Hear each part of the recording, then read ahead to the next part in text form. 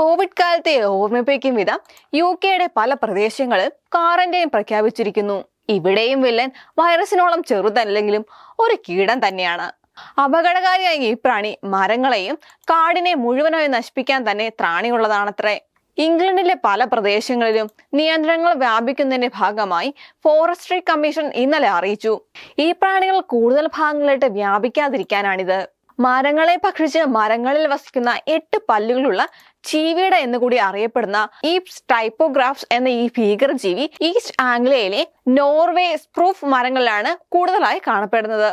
ഇത് ബ്രിട്ടീഷ് തടി വ്യവസായ മേഖലയിൽ വൻ ഭീഷണിയാണ് സൃഷ്ടിക്കുന്നത്. യൂറോപ്യൻ സ്പ്രൂഫ് മരങ്ങളിൽ ഈ കീടത്തെ കണ്ടുവരുന്നുണ്ട്. 2018 കെന്റിലാണ് ബ്രിട്ടനിൽ ആദ്യമായി ഇതിന്റെ സാന്നിധ്യം കണ്ടെത്തിയത്.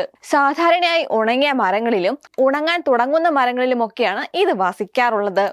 എന്നാൽ അനുകൂല സാഹചര്യം ലഭിച്ചാൽ ഇവയ്ക്ക് ആരോഗ്യമുള്ള വൃക്ഷങ്ങളെയും ആക്രമിക്കാൻ കഴിയും. ബ്രിട്ടീഷ് വനമേഖലയിൽ വൻ നാശനഷ്ടം ഉണ്ടാക്കുന്നതിനുള്ള കഴിവ് ഇതിനുണ്ട്. അതുപോലെ തന്നെ മരങ്ങളെ നശിപ്പിച്ച് തടി വ്യവസായ മേഖലയിലും കനത്ത നഷ്ടമുണ്ടാക്കാൻ ഇതിന് കഴിയും.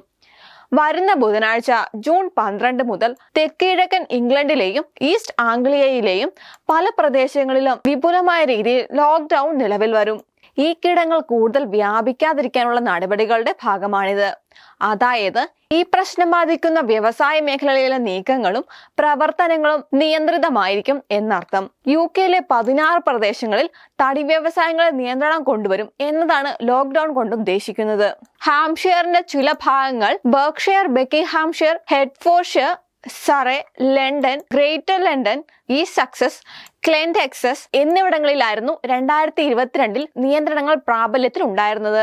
പ്രശ്നം ഗുരുതരമായതോടെ ഈ നിയന്ത്രണങ്ങൾ ബെഡ്ഫോർഡ്ഷയറിന്റെ പല ഭാഗങ്ങൾ, കേംബ്രിഡ്ജ്ഷയർ, ലിങ്കൺഷയർ, നോർത്തേൺ ഫോക്ക്, സഫോക്ക് എന്നിവിടങ്ങളിലെ കൂടി ഫോറസ്ട്രി കമ്മീഷൻ വ്യാപിപ്പിച്ചിട്ടുണ്ട്.